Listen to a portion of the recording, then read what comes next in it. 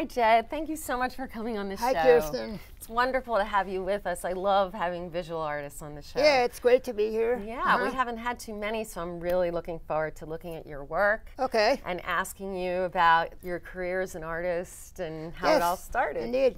Yeah. Well, yeah. So the first thing I'd like to talk about is the fact that you grew up in Paris. Yeah, yeah. What was that like for you?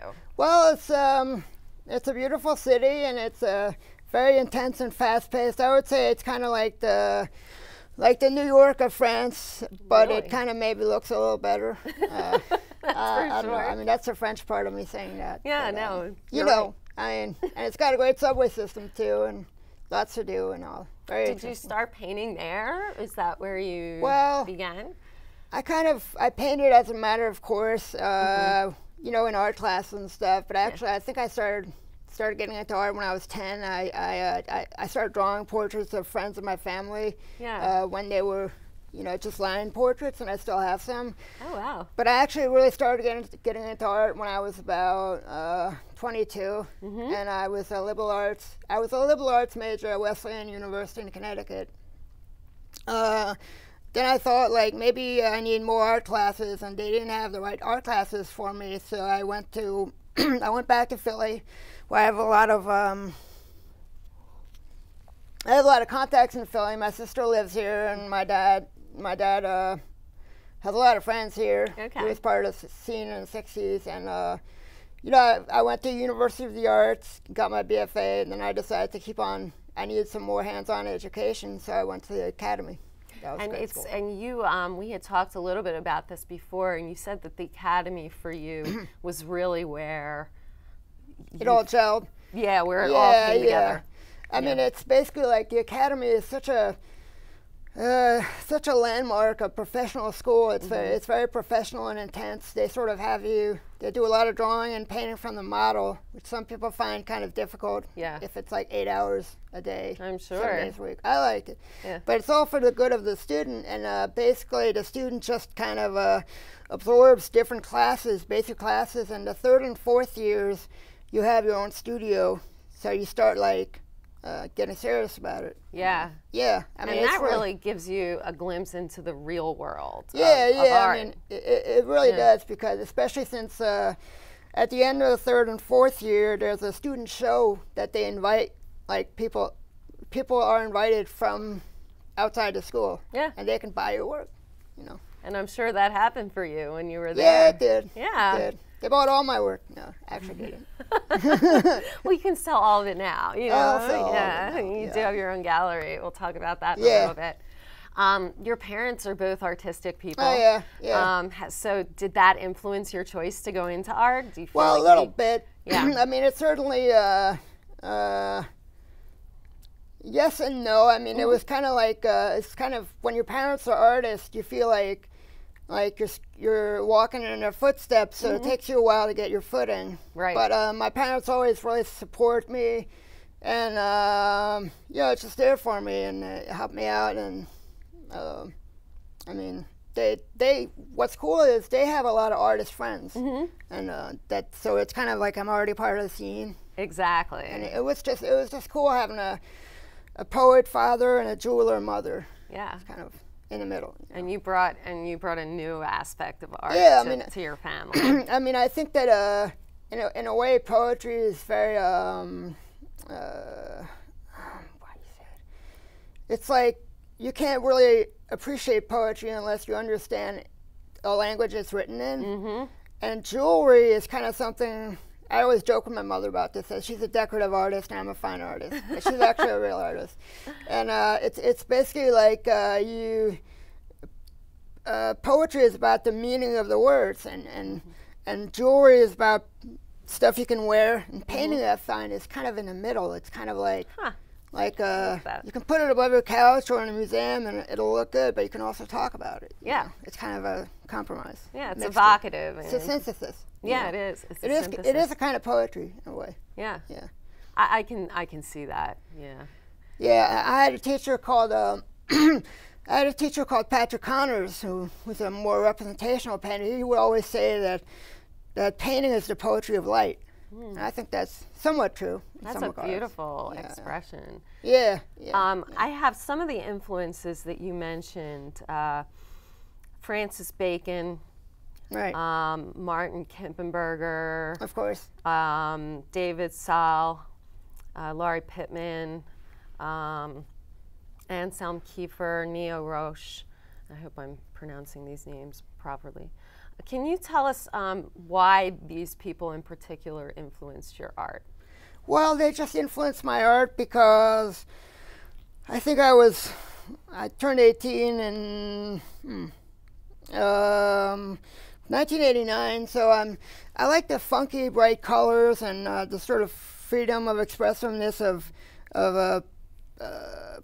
neo-expressionism. Also artists like Basquiat and Jean-Michel Basquiat, stuff like that. And I also like kind of the way Francis Bacon sees light in the darkness and darkness in the light. He was very tormented, but he managed to make art about it that's now, I mean, he was a great artist, and I don't know, there's just something really amazing about the way he kind of put surrealism and expressionism together. You said neo-expressionism. Neo-expressionism, that's kind of like, it was kind of art in the late 70s and early 80s. Yeah. And it's kind of, they were kind of reacting to pop art's focus on making everything flat and not created by the human hand. And neo-expressionism, that's where painterliness kind of came back. Yeah. And I'm kind of influenced by that. I really like working with the paint, you know, and letting it speak for itself. Yeah. When you start a painting, there's always some inspiration that comes to you, right? Right. And do you immediately go to that canvas? Do you think about it for a while? Well, do you just just have to let it out? Well, it's kind of like a continuum where you know, in art school they told us that a good thing you can do if you're kind of got a block, an artist block, is to take another painting and kind of work from it. Okay. Like the last painting you work from, you just kind of work from that. And it's kind of like, yes, there are inspiration, but inspiration is kind of a loaded term. Yes. I like to kind of think of it as a facilitation. Okay. You know, like some kind of channeling of the spirit, of one's demons, one's joys. I think my art as something that celebrates and affirms. You know, it's kind of like it doesn't just happen, but it's once you do one thing, you can do another thing and another thing. That's beautiful. Then, like when you start getting more successful at gallery shows and getting into sales and stuff, you can start to put like a grab bag, have like a bag full of like tricks that you can like these lines that you like doing more, or these types of colors. Like my colors tend to be really bright. Yes. And that kind of developed over time. You know? Okay, so that's something that as you work through the process, and it sounds really process oriented, that you started to figure out, like, how am I going to use shape? How am I going to use color? What mediums do you work in? Because I know you work in... Well, I work in a lot of different mediums. I work in mediums like oil paint and acrylic, and sometimes I'll take acrylic and oil paint and kind of use them in different parts of the painting. And I also do a lot of line drawing. I find line drawing is very soothing, and it's very much like life. You sort of can't go back. You have to really work with what you have. Yeah. You have to think about the marks you make on the paper. Yeah. And line drawing kind of influences my painting in a way. It's kind of It's kind of like there's always like this edge, and the edge of shapes are very important, but also the colors kind of. It's about how the colors can turn into the edges of shapes and reverse. You know, I mean, color is like a big thing in my paintings. Yeah, it definitely is. Yeah, your paintings really pop. Yeah. With color, and there is that sense of joy in the work. Right. And you talked about catharsis. I can see why you would say that, because it's yeah. You know, it's like, what is the effect of the art on you, or when you are completing a painting or you have completed a painting? Well, sometimes I'm like, it's just like an emotion that's coming out and it kind of makes me calmer. But, you know, art is also a form of communication. So it's kind of like I've talked to a lot of people without talking to them one by one. You know, like just like sending like vibrations out. Yeah. You know? Yeah. When you have a gallery show, I would imagine you get to see people's reactions a lot. Right. Yeah. Yeah. What are some of the things people have said to you about your art? Well, they've actually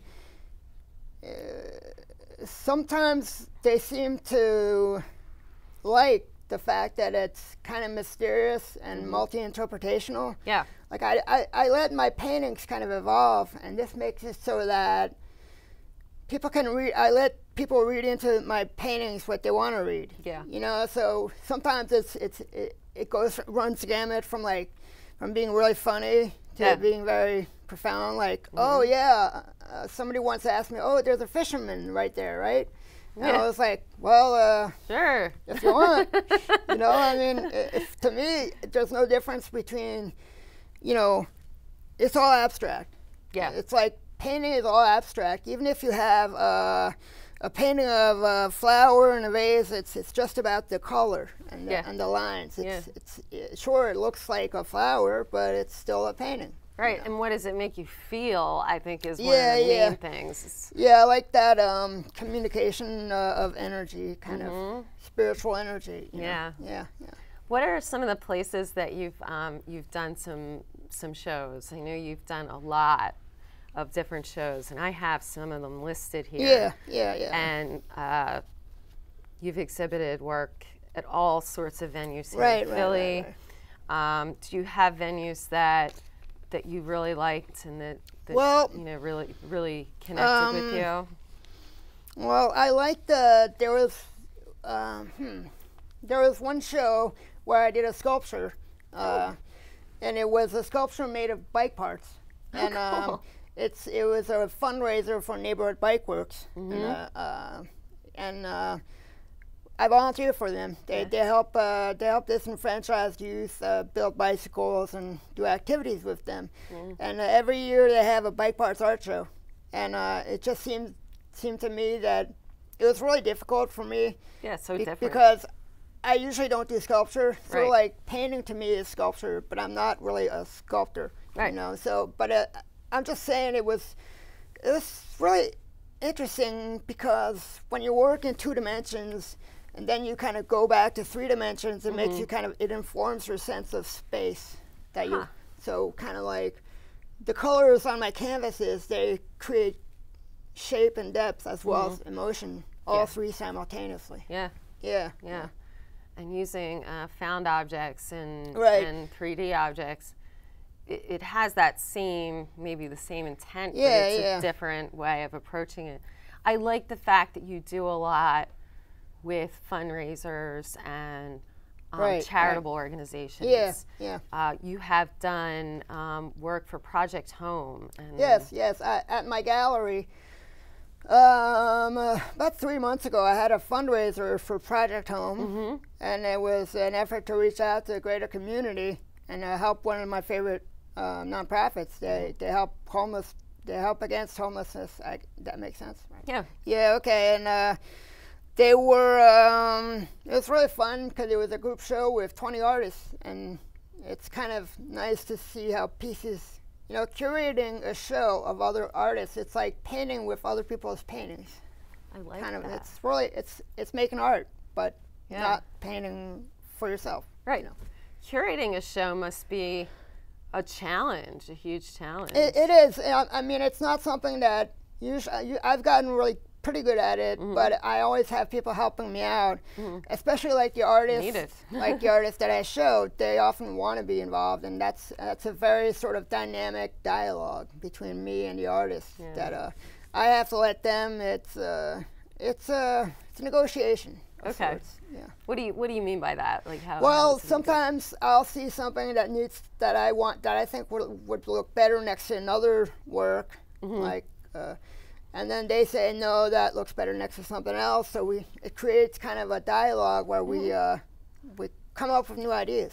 Yeah. So it's really a form of communication. Yeah. Yeah. Working together as a group is Even if important. it's 2 or 3 people, you know, it's always fun. And you get to see other people's work, and that can be inspirational too. Yeah. And it's Totally. it's And there's some of the work that I curate that's actually I've never done that kind of work. Like I had a video art show with video, and tell me about that. well, that was it was an art collective called Create In Situ, and they do a lot of works about surveillance and surveillance. Surveillance being like when you put images of yourself out into the world. Okay. Like sous means under in French, S-O-U-S. Right. And they do a lot of stuff. Like we had one of their pieces that was in my gallery was a camera pointed outwards onto the street and recording people on video, but they could see themselves live. Oh, And okay. it wasn't like storing it anywhere, but it was recording it. Mm-hmm. Then I kind of tied it into like more like 2D stuff by having we had outtakes of the videos from different places. You know, this is a fascinating show. You know.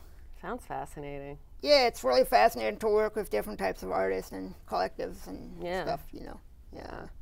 That's great. You've had you really talk about your art very well. I mean, you write about it really well. Yeah. I'm just going to read a quote, if you don't mind, Okay, sure. from something you wrote for me about your work. And it says, I'm greatly influenced by the blending of a more nature-based, organic atmosphere of mystical spirituality with an urban, chaotic feeling reflecting the environment I live in. And I strive to create a new and unique form of dreamy semi-abstraction in which I mix more or less recognizable shapes, such as, among others, musical instruments, fruits, pinup girls, and toys, referring to objects of symbolic significance for me personally, and in the context of our culture, with sculpturally developed abstract shapes resonating with organic life forces.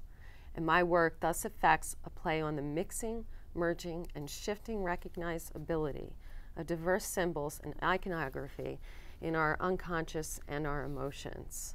The images I make simultaneously stem from intense inner turmoil and wonder, and from my fascination with certain images and symbols. That is well put. That is a beautiful. I appreciate that. Yeah. It's interesting to hear somebody else like read it out loud. It makes you think of different stuff, you know. What kinds of things does it make you think well, of? Just like the images I use, it makes me want to go back to certain images I've used in the past. Because I sort of also recently I've been going into more, I go back and forth between more kind of free-form abstraction and where it's more obviously abstract. There's less objects, but sometimes I'll go back into like I'll have an object. Objects like they're kind of keys. Yeah. Like I had a teacher, Tina Newberry, at the academy, and she's sort of an abstract, kind of semi-abstract painter, and she said something to me that was really amazing. It was like, if you want to draw people in, you have to give them keys into the painting.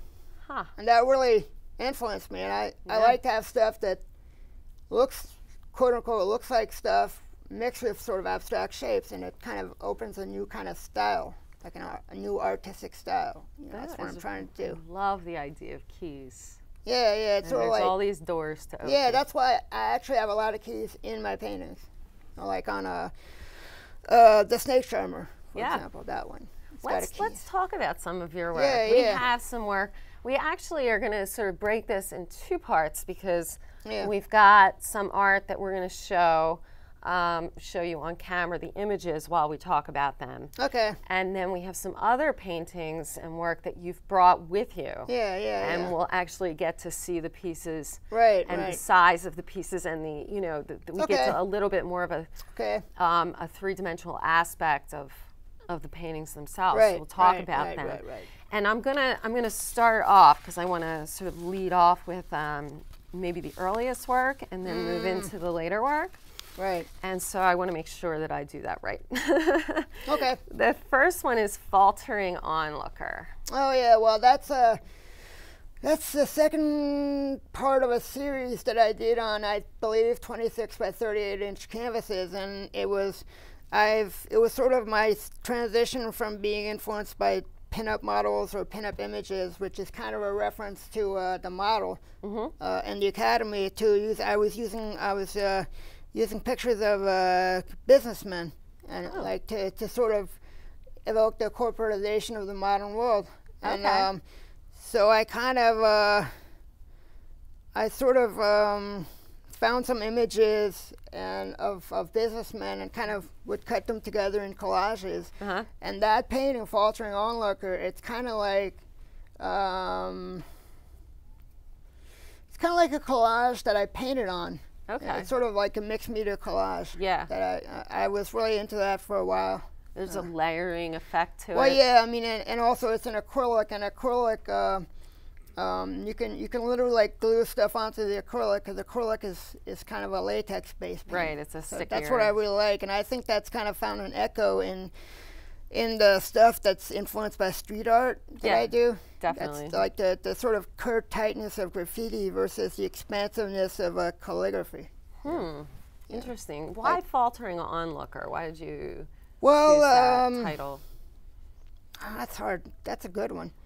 Actually, I because I was kind of trying to think about a situation where somebody's almost part of something, but they're not quite part of something. Okay. Almost like the onlooker is the person looking at the painting, but faltering is like, I mean, do we ever know what's in an artist's head when he paints a painting? Sometimes the artist himself doesn't even know. Yeah.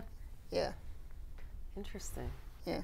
Yeah, and being told from a spectator's point of view. Yeah, I mean, it's, seeing it from that angle. It's a communication, but there's always an element of ambivalence in communication. Oh, absolutely. And a lot of my paintings, I think, developed into statements on ambiguity and ambivalence.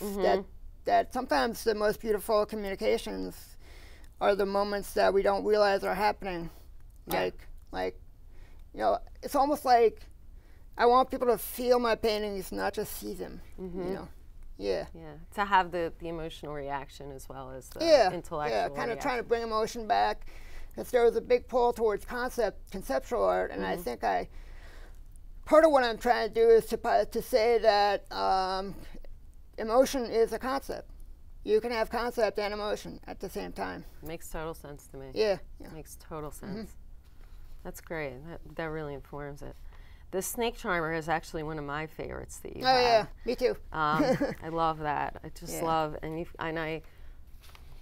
I saw the key in the corner, and now I'm thinking, I'm thinking about what you just said about the keys. So that is a whole other dimension for me of what I feel when I look at the painting. Well, that's kind of like the key is kind of a symbol of spirituality and a kind of meta symbol of unlocking different things in people's minds. That you go through progressions and bad things happen, good things happen, but you always the key is what unites everything. Kind of, it opens doors and it unites doors. And interesting. And it's a round painting. Right. And how large is it? 6 feet in diameter. It's huge. It's actually the story is pretty cool. Tell me the story. Yeah, there's this this man who, one of my encouragers, he was encouraging me to become a better painter. He was from New York. He would come down and look at my paintings, and he had me do a commission on a 6 foot by 4 foot painting, another one. Okay. But in exchange for the commission, he paid me in canvases. And he told me, that's pretty good. Yeah, I'm going to bring you a 6 foot diameter canvas that somebody started, but you can work on that. I hardly believed him. But then I saw him bring it up in a pickup truck. I'm like, man, I got some work ahead of me here. For sure. That's and it was like been intimidating. It was kind of magical because I'd been using this the snake symbol and also the what do you call spiral symbol. So the spiral symbol as a reference to like different types of philosophy. The fact that life is always cyclical, but it's always kind of moving forward at the same time. Is that because you mentioned that to me earlier about the Eastern Yeah, influence in Well, some of there's your a work. the focus on sort of like the fact that all our emotions are valid and okay, and that corresponds to a certain therapeutic aspect. That's like, you know, it's okay to have feelings that are quote unquote good or bad, and you can deal with them. And in my art, I help myself deal with stuff, but I also hope it will help other people deal with stuff. You know, I mean, I've actually been a counselor for a little while. Yeah? Yeah. What was that like for you? Very difficult. Yeah. I mean, it was fascinating, but it kind of I'm not doing it anymore. Yeah. But the greatest part was helping people with art. You know, having them do art and being like this. Oh yeah, this is how I feel. I'm just making a drawing about how I feel, and now it's okay. You know. Interesting. Yeah, It does make you sort of it kind of realize what's going on and be makes able you to express realize, it. sort of makes you kind of it's like a catharsis, but it also like makes you understand better. Yeah. Yeah. Yeah, and you probably help people do that once they drew Yeah. something or, you know, made a collage or whatever. And art therapy, I think, is great. Right. I mean, I did it a little it's hard. bit, and not. And then it's kind of a long story. Yeah. But, you know. But I understand. I mean, that's a really hard it's job. a tough job. A really Tough hard job. Any kind Yeah, of anything where you're dealing with folks who have emotional disturbances or illnesses. Yeah. You know, it's a really it takes a lot out of you. Right, you know, right. And you know, and you do it anyway through your art, whether you're a counselor, you know, per se or not. Kind of art is a form of counseling. Exactly. I really believe that's true. I really do. Yeah, I do too. I do as well. The woman in the painting that we're seeing, the snake charmer, she's sort of seated and reaching with one hand up. Why did you choose that particular image? Let me see the she is painting. the snake charmer. Oh well, she's actually or is she not? well, the woman is kind of like I started off with a big spiral. That's why I started the painting, and it was kind of like the spiral led me to think of a snake. And a snake is a symbol of cyclicality. It's also culturally, it's a dual. It's got different meanings. Serpent is the earth, but it can be in the Christian mythology. It can be the devil. The devil, yes. So I basically took different elements of my inner symbology and kind of put them together. I had the snake, and I'm interested in I've always been interested in working from pinup pictures and models. You and mentioned that. There you go. And she's actually holding an apple up to the snake's mouth. Oh, okay. And so it's sort like of an Eve. So it's like figure. I actually thought of naming it Innocence Regained, or you know, but the snake charmer is kind of more like open. It's more mysterious, but it's more open. Right, open for interpretation. Yeah. When titles are that way, I like that too. Yeah. This one I can really see a lot of figures in here and shapes. This is the Happy-Go-Lucky Dragon. Happy-Go-Lucky Dragon. Actually, the Happy-Go-Lucky Dragon. That's fine. Actually, the it's a longer title, but it's Happy-Go-Lucky Dragon emerging from himself. And that's kind of about how you can heal yourself. There's a healing process that occurs automatically, and you just have to tap into it. And the dragon is a symbol of, I think it's a symbol of good luck in a lot of cultures, like Eastern cultures. Right. But it's also kind of scary. So there's also this ambivalence, and I did all that from my imagination. And I think that one is a pretty big painting. It's about, I would say, 6 feet by 4 feet. Wow, another big one. So I couldn't really bring it. That would be hard to put in your car. No, yeah, and or carry. on top of my car. You put it on top. Kind of bounce on it. You don't want to put your art on top of your car, especially in this Yeah. weather. That's great. Let's see. We got a couple others. Jungle Suave. Okay, well, Jungle Suave was started off. I had a show in a frame shop, and at the same time, I was kind of experimenting with painting on top of fabrics that were already decorated. Okay. And I live near Fabric Row. Okay. So I found this amazing fabric, sort of like psychedelic blacklight fabric with all these clouds of funky neon colors. And, Yeah. And what I started doing was stretching it, literally stretching the fabric over like a real painting and putting a medium to so the paint wouldn't rot the fabric. But I would sort of paint with acrylic, and because acrylic is better for painting on, I believe, painting on different objects than oil, because oil can it can like rot the fabric in the long run. And acrylic, I found, like, I was trying to like make a point about how bright can I get before it's too bright. You know, like these colors, how can I make them interact in a way that's subtle but also hits you on the head? Yeah. I mean, kind of. You know, so I had a show of these paintings, and somebody recently bought Jungle Suave, and the colors made me think of some kind of jungle. Yeah. Yeah. That's such a great idea. I mean, Who thinks of that, you know? That's like your creative mind. I think art is a lot about coming up with different ways to do similar things. I mean, it's very experimental, and that's what fuels art, is desire to keep on progressing. There's no end, you know. I mean, like Picasso he was drawing until almost 10 days before he died, but he could have done other stuff. Yeah. I mean, what would Picasso have done with video art? Can you imagine? Yeah, I know. Yeah. If only he had been able to. You know. Yeah, I mean, maybe he did. I don't know. Maybe he did, and he didn't tell anybody. Yeah. And Passion Continuum. This is more of a sort of a longer painting. It's like not as not as high. But well, I got fascinated by the long, thin format, because it kind of makes me think of, I was going through some emotional stuff, and sometimes when you're going through emotional stuff, you feel you're really tight and squeezed. Yes. And it's almost like the point is that it's okay to feel that way, and that's kind of mixed with. I just got really interested in going from the square format, which a lot of, like, Jungle Suave, the Jungle Suave type paintings, they were all squares. Yeah. And I called them Neon Luscious. That was the series. Yeah. And this one was kind of the opposite. It was like I was starting to work with long, thin canvases. That was, I think I finished that a couple months ago. Oh, okay. So this is a very recent painting. So it was really challenging, because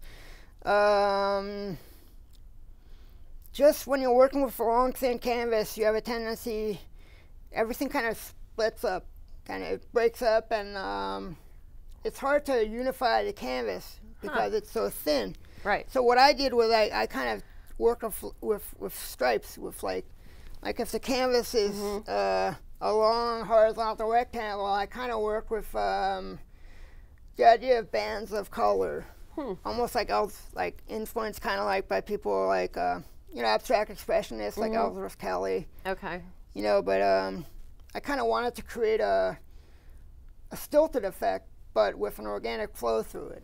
I see the continuum idea then. Yeah, that's actually a painting.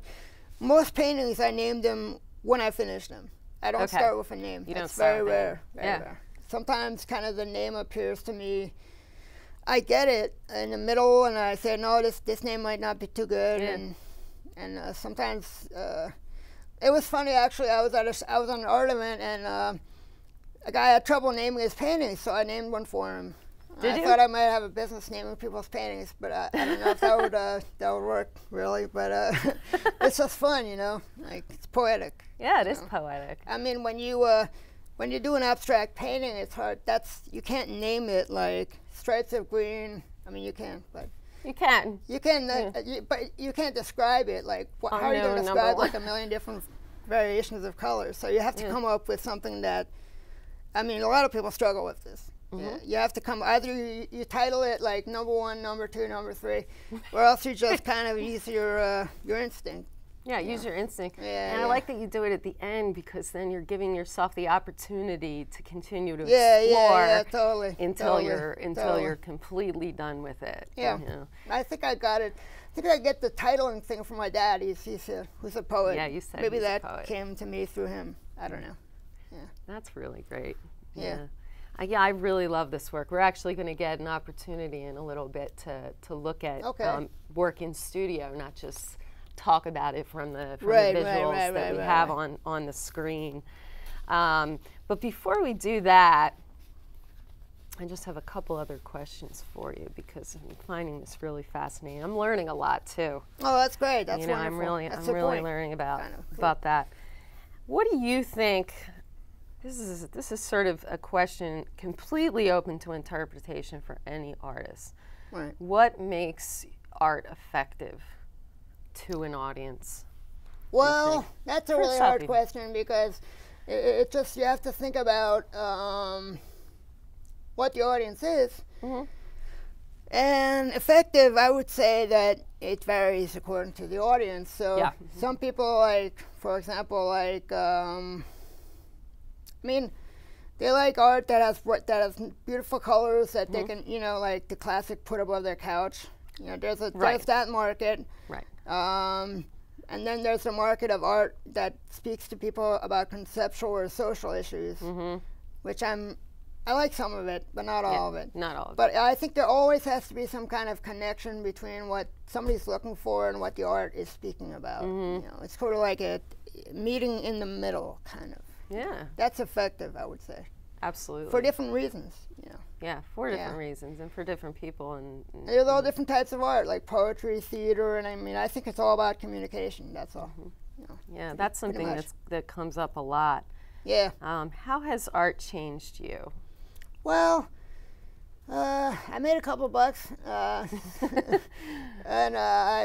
but mostly I actually met a lot of cool people. Yeah. Actually, there's a community aspect. Philadelphia is a great city for artists. There's a lot of collectives and galleries, and kind of opened me up to people a little bit, and it kind of helps me deal with what I'm going through. Yeah. You know, a lot of stuff. Yeah, sure. Yeah. It's constant, you know. Yeah. And so, what's ahead for you? What are you looking towards the future with? I know you have. Well, I actually have a piece. I have an abstract painting in a group show in Portland. The opening is this month, and later on this month, and it's my first show in the Northwest. That's great. So really, I mean, it looks like it's a really good gallery. You know, I mean, and I also have some stuff coming up at my own gallery. Yes. You know, I have an opening that's connected with the Fringe Festival, where there's going to be a dancer and all this stuff, and I'm sort of planning out, you know, the rest of the planning out in advance. I mean, that's basically what galleries do there. Sure. You know, yeah. So but it's always like interesting to see try to find new art and have art that is kind of coherent, but yet variegated. Yeah. You know. Yeah. It must be great having your own gallery. You opened in 2010. Yeah. I mean, it's a real learning experience, and it really it's really great to have a space where people can come and look at your own art, but also look at other people's art. And it's actually it's really great. One of the things I really like about it is my studio is actually in the back of the gallery. Okay. And I have a gallery space in front, and I love like walking past something that I would never think of doing, then going to paint something. It's very much like spiritual osmosis. Yeah. Love it.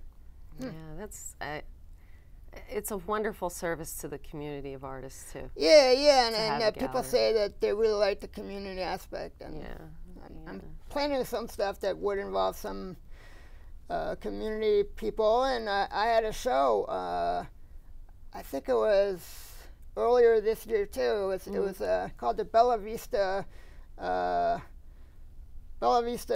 Show, and it was art. It featured art made by people. A lot of people didn't consider themselves professional artists, but I showed their work, and that was a good way of getting into the community and all that. Yeah, you're really giving back too. Yeah, I would say so. Yeah. And always giving, because you are an artist. Yeah, I so mean, it's a natural instinct. Giving, but you're also receiving in a way, in a funny way. I mean, it's like the art you make makes you. You know, it's kind of both. Yeah. Yeah. Love it.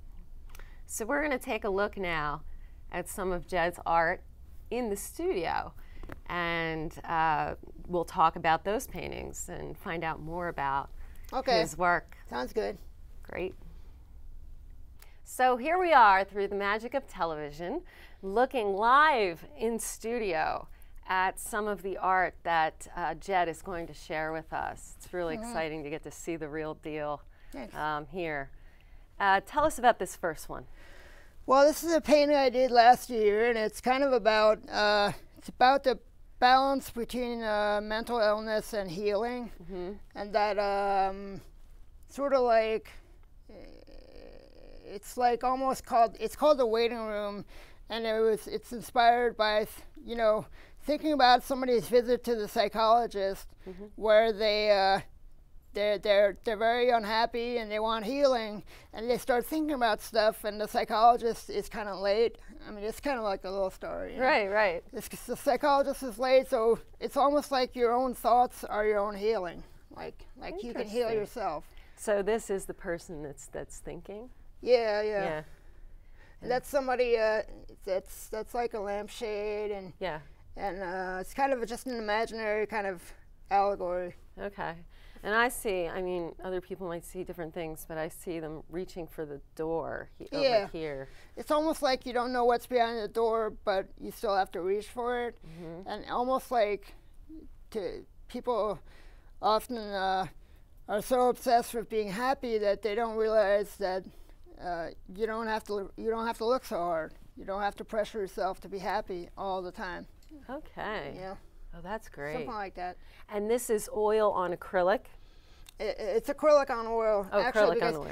Because oil is no, it's actually oil on acrylic. Because acrylic is a latex-based paint. It dries quickly, and you can once acrylic dries, you can put oil on top of it, but you can't really reverse it. You can't do the opposite. It's like oil on water. Yeah, right. Yeah. So this would be the oil? That's acrylic. Oh, that's acrylic. It's sort of a technique where I take the tube of paint and sort of use it as a paintbrush. I sort of paint literally like out of the tube onto. That's great. I sort of do. I've been doing that for a few years, so it sort of gives it a very. It's almost like calligraphy. With a tube of paint. Yeah. It's got a nice flow to it. The colors are great. Yeah. I love the shapes and the roundness. Yeah, of I some of these shapes. Tend to use a lot of like circular shapes, but I'll occasionally go back to sort of sharp edge shapes to sort of like create a dynamism. Yeah. Yeah, like if all the shapes are kind of flowing in a similar way, it can cancel itself out. Interesting. Yeah. Yeah. I'm learning so much from you. This is great. Yeah, this is great. And the title is of the painting again, just The so Waiting we have Room. it. The Waiting Room. Yeah. Very nice. Okay, let's take a look at another one. Okay.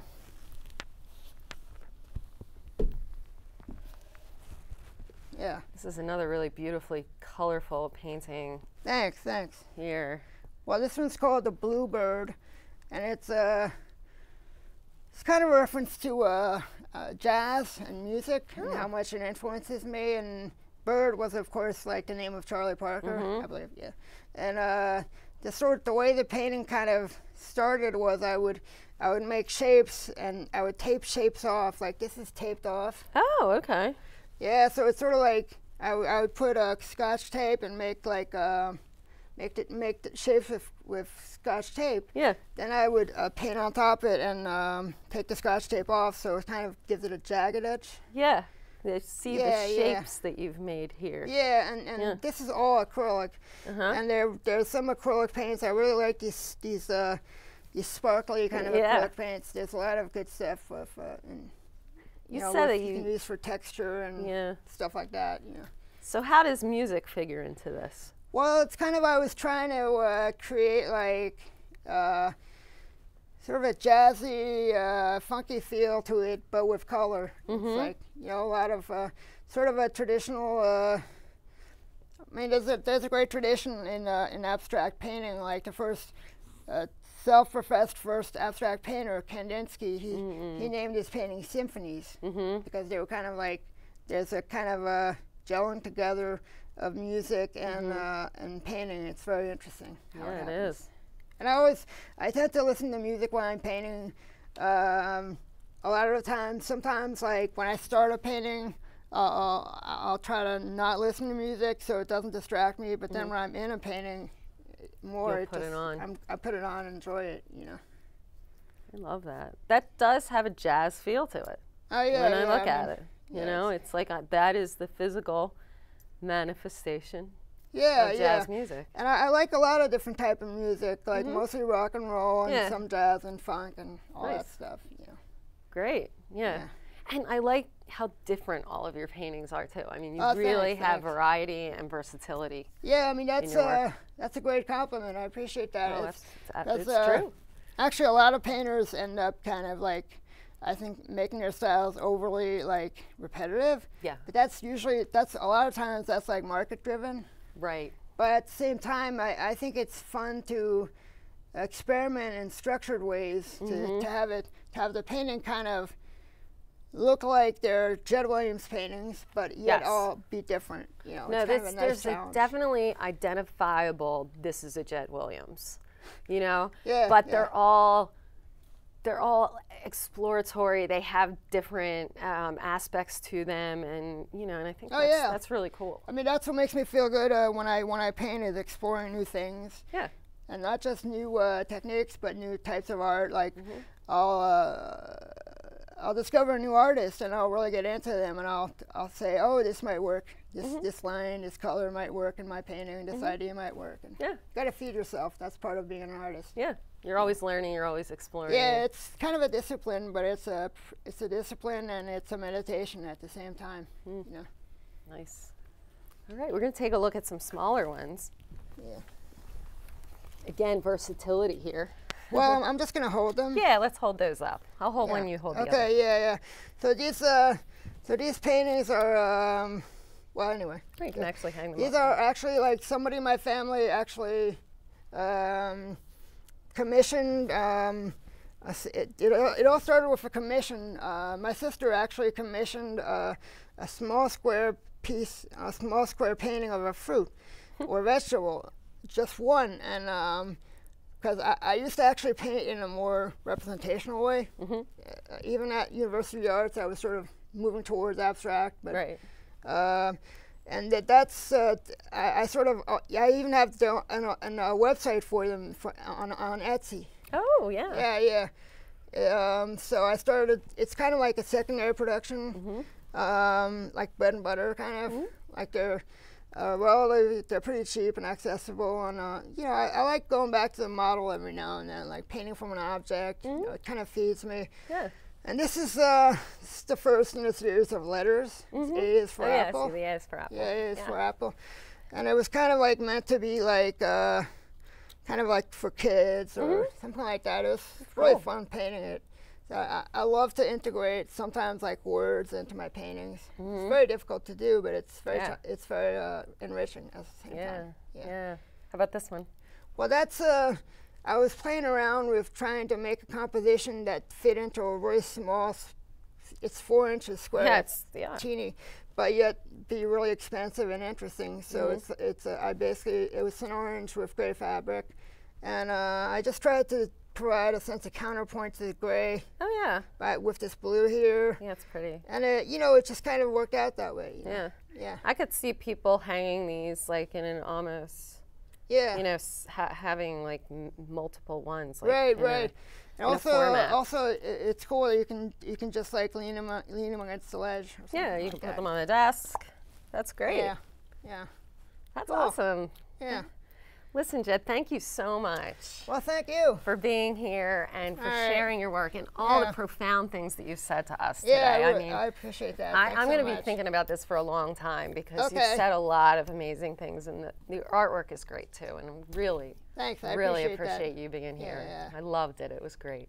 that. Okay. I loved it too. Yeah. So thank you so much. Sure. Sure. And for more information on Jed and his incredible work and exhibitions, check out the following websites, which appear at the bottom of your screen: www.jedwilliams.net, and for his gallery, www.jedwilliamsgallery.com. Thank you so much for watching, everyone, and thank you again, Jed. I'm Kirsten Quinn, and we will see you next time on the Philadelphia Cultural Forum on CCP TV, Community College of Philadelphia's educational channel.